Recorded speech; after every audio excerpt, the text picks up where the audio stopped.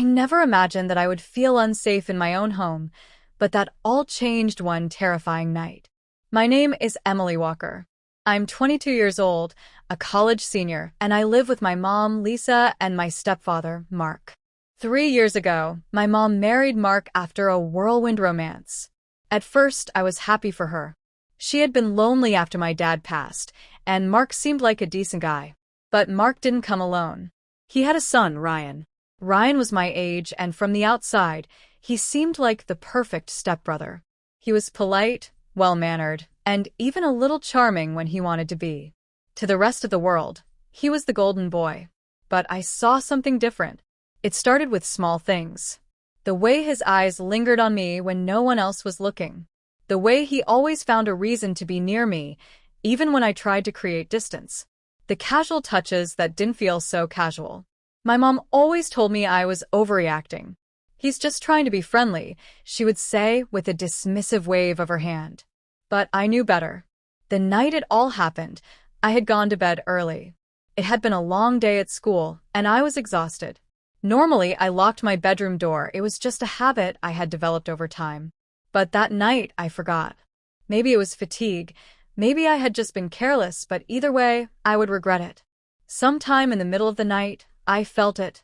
A presence. A shift in the air. The kind of feeling that makes your skin prickle even before your brain fully registers what's happening.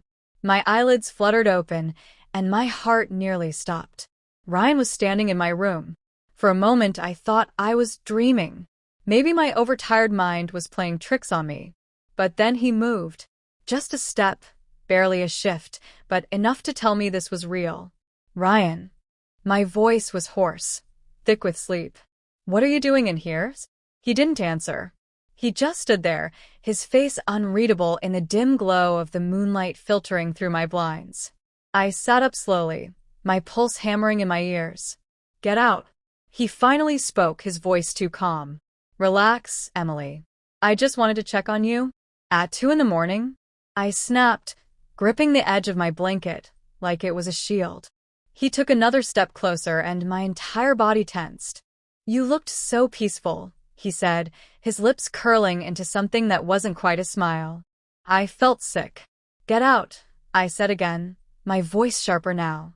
He exhaled a small chuckle, tilting his head. "Fine." Just as he turned, I heard it, the quiet click of the door. He had locked it. My breath caught in my throat. "Unlock the door, Ryan." He hesitated for a second, as if debating, then finally smirked. "Sure." He twisted the lock and pulled the door open. Just before leaving, he glanced over his shoulder. "Sweet dreams, sis." As soon as the door shut, I lunged out of bed and locked it from the inside, my hands shaking. Then I grabbed my desk chair and wedged it under the handle.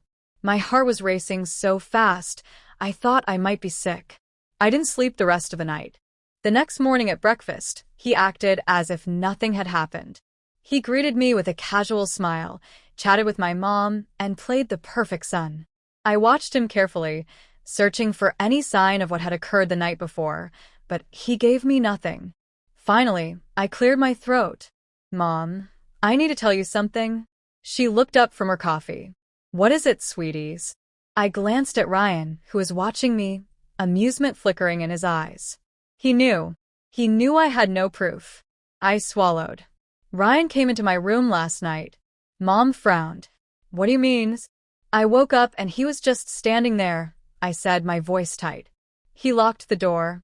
Ryan let out a small laugh, shaking his head. "Emily, come on. I think you were dreaming." "No, I wasn't," I snapped, looking at Mom for support. But she just sighed. "Honey, are you sure?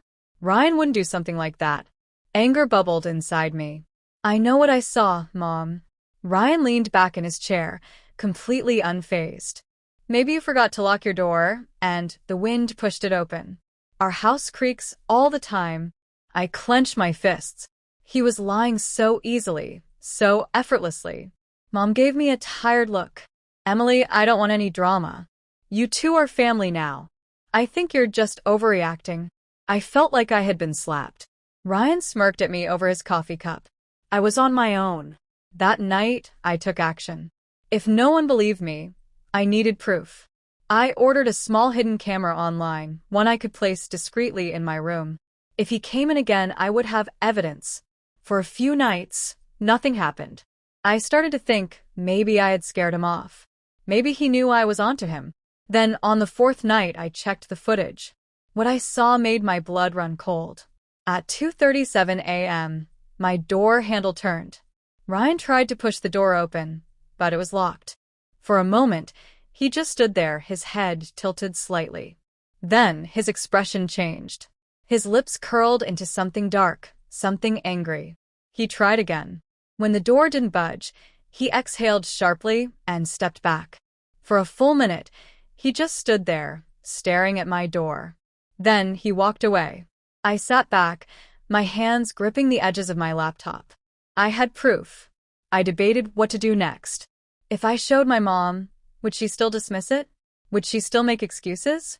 Or would she finally see Ryan for what he was? I decided not to wait. That morning, I walked into the kitchen and set my laptop on the table. "Mom, I need you to watch this." She glanced up, confused. "What is it?" Ryan was there too, watching me carefully. I hit play. As the footage played, my mom's face paled. She watched as Ryan tried to open my door. Watched as he grew frustrated. Watched as he stood there, staring at my room like some kind of predator. When the video ended, silence filled the kitchen. Ryan's expression finally changed. For the first time, he looked unsettled. "Ryan," Mom said slowly, turning to him. "What is this?" Ryan swallowed, forcing a nervous chuckle.